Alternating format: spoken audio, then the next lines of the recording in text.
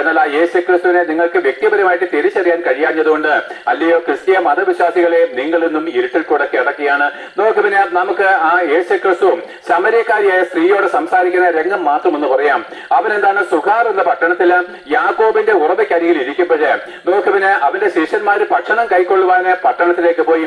യേശു ക്രിസ്തു തനിയെ ഇരിക്കുമ്പോൾ ശമര്യക്കാരിയായിരിക്കുന്ന സ്ത്രീയെ അവിടെ വെള്ളം കോരുവാൻ വരികയാണ്.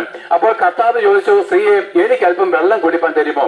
അവൾ പറയുന്നു, ഞാനൊരു ശമര്യക്കാരി, നീയോ യഹൂദൻ, നമ്മൾ തമ്മിൽ സമ്പർക്കമില്ലെന്ന് നിനക്ക് അറിയത്തില്ലയോ? അപ്പോൾ കർത്താവ് പറഞ്ഞു, നിന്നോട് വെള്ളം കുടിപ്പാൻ ചോദിക്കുന്നവൻ ആരും നീ അറിഞ്ഞുവോ? ഇല്ല. ദൈവത്തിന് നിനക്കുള്ള വാഗ്ദത്തം എന്താണെന്ന് നിനക്കറിയാമോ? അറിയത്തില്ല.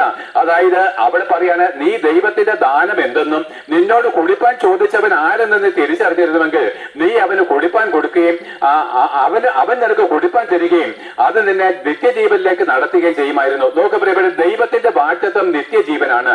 അത് കൊടുപ്പാൻ കഴിയുന്നവൻ യേശുക്രിസ്തു മാത്രമാണ്. പാപമോചനമാണ് ദൈവത്തിന്റെ വാഗ്ദത്തം.